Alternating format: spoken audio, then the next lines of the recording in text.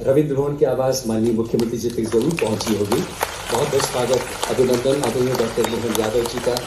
माननीय मुख्यमंत्री हमारे बीच पधार चुके हैं। माननीय संस्कृति मंत्री आदरणीय सुधीर सिंह लोधी जी, प्रमुख सचिव संस्कृति आदरणीय शिशिर शेखर शुक्ला जी और संचालक संस्कृति आदरणीय MP नामदेव जी हमारे बीच उपस्थित हैं। तो दिव्य सज्जनों, हिंदी आप सबका एक बार फिर हार्दिक स्वागत है, हार्दिक अभिनंदन है। माननीय मुख्यमंत्री जी, आपके आगमन के पहले हमारे जो आज सम्मान अलंकरण से विभूषित होने वाली विभूतियां हैं वे मंच पर पधार चुकी हैं। और आपको बताना चाहेंगे कि न केवल मध्य प्रदेश भारत बल्कि सुदूर देशों में हिंदी की ध्वजा को फहराने वाले ऐसे हिंदी सेवी, हिंदी प्रचारकों को आज विभिन्न सम्मानों से आपके कर कमलों से हम सम्मानित करने जा रहे हैं। जैसे कि भारतीय परंपरा है, मंगल दीप दान करना, ऐसे अनुष्ठानों का शुभारंभ करते आए हैं माननीय मुख्यमंत्री जी और मंचासीन सभी। अंधेरे से उजाले की ओर जाने की हमारी सनातन आकांक्षा जीवन होती है, जिसमें हम कहते आए हैं, ऋषि परंपरा पुकारती है, शुभम करोति कल्याणम आरोग्यम धन संपदाम शत्रु बुद्धि विनाशाय दीपम ज्योति नमोस्तुते। इसके साथ वाग्देवी वीणा पाणी ज्ञान की देवी। संस्कृति मंत्रालय द्वारा आयोजित आज के इस राष्ट्रभाषा हिंदी सम्मान अलंकरण समारोह में मंच पर विराजमान माननीय संस्कृति मंत्री श्रीमान धर्मेंद्र लोधी जी, प्रमुख सचिव संस्कृति श्रीमान शिव शेखर शुक्ला जी,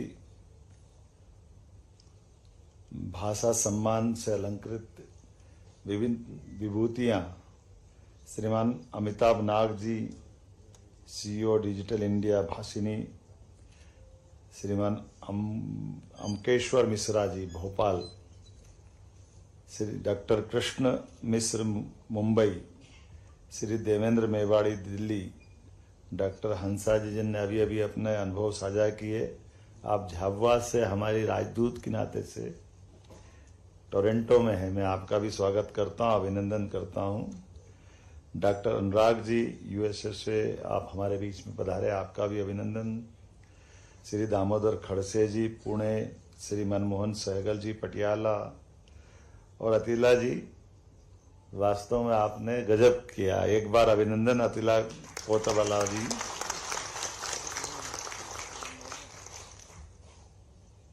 भगवान श्री राम, भगवान श्री कृष्ण, इनके आगे जीते जी श्री लगा और वो आनंद हमने महसूस किया। हम भी भारतवर्षी हैं, इस भारत देश पे गौरव करते हैं, गर्व करते हैं। लेकिन मेरे मन में प्रश्न आता था कि ये दुनिया के 200 से ज्यादा देश, एकमात्र देश है लंका जो श्री लगाता है। आपने सार्थक किया, मैं आपका अभिनंदन करता हूं, वंदन करता हूं। श्री की समृद्धि से आज परिचय हो रहा है, ये हमारा सौभाग्य है। भगवान राम ने 17 लाख साल पहले का वो पराक्रम, पुरुषार्थ और उस दौर के उस व्यवस्था के आधार पर भगवान राम का जीवन एक अलग प्रकार से जाना जाता, माना जाता है। और अतीत के इस कालक्रम में कई पीढ़ियां, कई हजारों लाखों साल के सफर के बाद भी ये कितना सुखद संयोग है, पूरे भारत की माथे की बिंदी हमारी हिंदी, उसका आनंद महसूस कर रहे हैं हम लंका से, श्रीलंका से। ऐसा लगता है कि भगवान राम का पराक्रम पुरुषार्थ जीवंत हुआ और थोड़ा समय घट गया था, तो हिंदी की यात्रा को आगे बढ़ाने के लिए हमारे वाल्मीकि जी ने अपने जीवन का बहुत महत्वपूर्ण समय दिया, जिसके माध्यम से आज हिंदी दुनिया की सबसे ज्यादा बोली जाने वाली भाषा में से एक भाषा का गौरव पाती है। ये हमारा सौभाग्य है, मैं आपका वंदन करता हूं, अभिनंदन करता हूं। और फूक से थूक तक संस्कृति मंत्री जी आपने भी पताका अच्छी फहराई, आपको भी बताया। संस्कृति मंत्री सुसंस्कृत हो जाए और संस्कृति की धारा को संस्कार के रूप में हमको एहसास करा दे, इससे अच्छा भाग्य क्या हो सकता है। ये सौभाग्य हमारा है। ऐसी कई सारी गलतियां हम करते हैं, लेकिन मैं हिंदी के इस भाषा सम्मान समारोह में उन सारे महापुरुषों को भी याद करता हूँ। माधव सप्रे जी से लगा करके रामधारी सिंह दिनकर, हजारी प्रसाद द्विवेदी, मुंशी प्रेमचंद, कौन कौन से नाम की बात करें। और इनके साथ साथ उन सारे महापुरुषों को भी याद करता हूँ जो खुद गैर हिंदी थे, जिनने आजादी में अपना बड़ा योगदान दिया। महात्मा गांधी हिंदी के सबसे प्रबल पक्षधर, डॉक्टर श्यामा प्रसाद मुखर्जी, हमारे नेताजी सुभाष चंद्र बोस। ये जब अच्छा समय आता, अनुकूल समय आता, तो प्रतिकूलताओं में से ऐसी कई सारी अलग अलग प्रकार की धाराएं निकलती है, अलग अलग प्रकार के आशा और उम्मीद की किरणें निकलती है, जो इस अंधकारमय आकाश को जगमग कर देता है। ये हमारा सौभाग्य। उस दौर में जब चारों तरफ अंग्रेज थे और अंग्रेजों से उस पूरे वातावरण को अंग्रेजियत ने जकड़ रखा था, ऐसे में ये अलग अलग प्रकार के सूर्य की प्रकाश की रश्मियां निकल करके हमको अपनी भाषा के लालित्य से, आत्मीयता से, आनंद से जोड़ रही थी। कितना कठिन दौर था जब अंग्रेजों के सामने उनकी अंग्रेजियत और अंग्रेज दोनों को नकारने के लिए कितनी हिम्मत चाहिए थी। बड़ा दुर्भाग्य के साथ कहना पड़ रहा है, अंग्रेज चले गए लेकिन अंग्रेजी रह गई। ये बड़ा कठिन काल है, बड़ी कठिन दौर की बात है। आज के इस दौर में हमको केवल उनको स्मरण करें जिनने हमको आजादी की उस अलख को, उस आजादी के संघर्ष का सुख देने का प्रयास किया। तो आज के इस बदलते दौर में जब हम अंग्रेज तो चले गए, लेकिन अंग्रेजियत हमको क्या क्या नुकसान कर रही है, उसका एहसास कराने के लिए हमारा पुनरावलोकन के लिए भी एक मार्ग देती है। जब हम पुराने अपने उस भाव को देखें, इसलिए हमको याद आता है, जो भरा नहीं है भावों से, जिसमें बहती रसधार नहीं। वो कितना सुंदर एक एक पंक्तियों के माध्यम से हमारे अंदर जो अपने राष्ट्रभाषा का गौरव जगाने वाले हमारे सभी कवियों ने, भारतेंदु हरिश्चंद्र से लेकर के सारे लोगों ने हिंदी की धारा के लिए। लेकिन मुझे और इस बात का आनंद आता है, आजादी के बाद भारत रत्न स्वर्गीय अटल बिहारी वाजपेयी जी का अभिनंदन करूंगा, जिनने संयुक्त राष्ट्र संघ के उस मंच पर हिंदी को गौरवान्वित करने का प्रयास किया।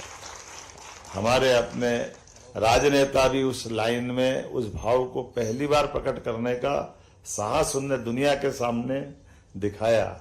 और मुझे अब और आनंद तब आता है जब यशस्वी प्रधानमंत्री, यद्यपि उनको अंग्रेजी आती है, लेकिन जब भी कोई मौका आता है, और मौका किसी देश का विदेशी बैठा हो सामने या विदेश के किसी महत्वपूर्ण मंच पे हो, जहां भी होते हैं वहां हिंदी का गौरव बढ़ाते हैं। यह हमारा सौभाग्य यशस्वी प्रधानमंत्री नरेंद्र मोदी जी के माध्यम से। इतना आनंद आता है जब मोदी जी बोलते हैं सबके बीच में से, और हम सब इसका एहसास कराते हैं।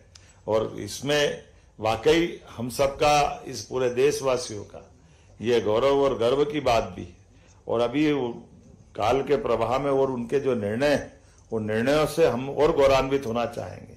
हमारे यहाँ भाषा का, बोली का, ये हमारे लिए काल के प्रवाह में अतीत की बातें हो गई, जब लड़ाने की बातें थी। हमारे एक राज्य से दूसरे राज्य को भाषा, बोली, लिपि के आधार पर लड़ाते थे।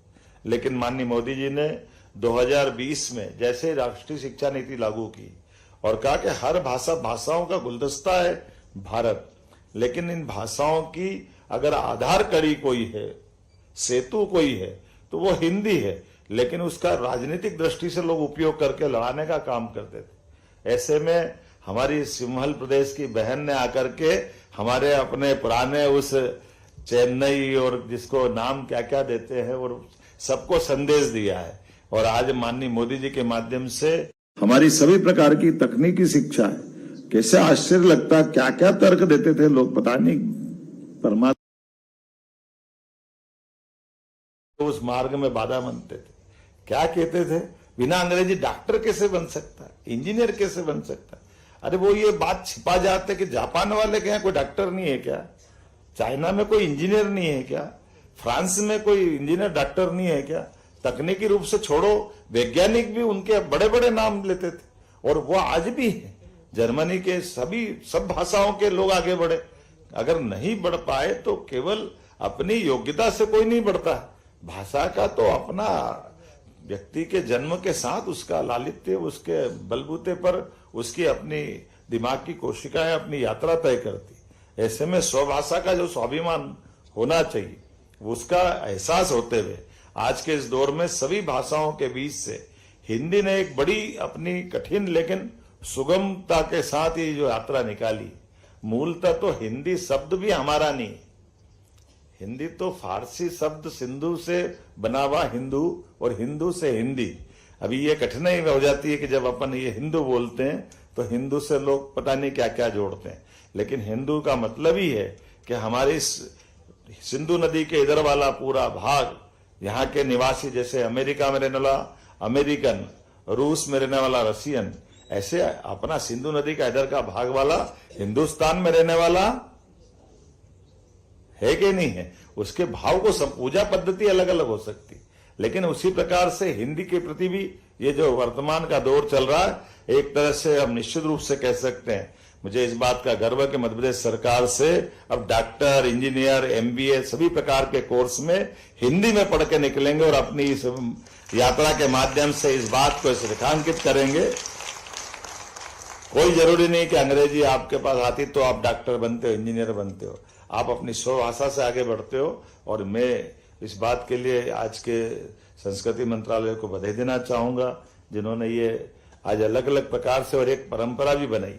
पुराने अभी 22, 23, 24 और एक आध कोई उससे भी पुराना कोई पुरस्कार आपने दिया है, तो मैं बधाई देना चाहूंगा। हर वर्ष के पुरस्कार उस वर्ष दो, वो आनंद अलग रहता है। हम सब उम्मीद करेंगे संस्कृति मंत्रालय ने जो अच्छा काम किया है, मैं वो पहले बधाई दूंगा और आगे से हर वर्ष के जिस वर्ष के पुरस्कार उस वर्ष में मिला करें। एक बार फिर आप सबका अभिनंदन। लेकिन ये भी एक जाते जाते मैं इस बात को जोड़ रहा था कि हिंदी का उद्गम कहाँ से हुआ। हिंदी का उद्गम हुआ अवधि से, है ना। आजकल गूगल महाराज तो वही बताते हैं, लेकिन हिंदी के लिए अपने इस देश का, मध्य प्रदेश से कोई विशेष आशीर्वाद है भगवान का। देश के उत्तर प्रदेश जैसे राज्य से खड़ी भाषा के रूप में हिंदी ने अपनी यात्रा की, लेकिन पूरे मध्य प्रदेश ने कितनी सुंदरता से उसको अपनाई। जैसे भगवान राम ने वनवास काल में कदम तो बढ़ाया अयोध्या से बाहर, लेकिन अपनाने वाला प्रदेश तो मध्य प्रदेश है, जहाँ चित्रकूट ने उनने पूरा अपना जीवन का वो महत्वपूर्ण समय निकाला, 11 वर्ष से ज्यादा समय का। इसी प्रकार से मध्य प्रदेश ने हिंदी को उत्तर, दक्षिण, पूर्व, पश्चिम कोई जिला, कोई हिस्सा नहीं बचा जहाँ हिंदी की भाषा बोलते ही, जब हम यहाँ बोलते तो एहसास नहीं होता, लेकिन हमारे ही लोग या हम में से जो कोई लोग हरियाणा में बोलते, पंजाब में बोलते, देश के बाकी राज्यों में बात करते, तो उनको लगता कि भाषा की सुंदरता इससे अच्छी कुछ हो नहीं सकती है। ये जो गौरव बनाए रखा मध्य प्रदेश ने, परमात्मा करे किसी की नजर नहीं लगे, हमारा ये विजय अभियान जारी रहे, पूरा देश हमारी तरह बोलने लगे। ये संकल्प के साथ एक बार फिर सबको बधाई देता हूँ। बहुत बहुत धन्यवाद।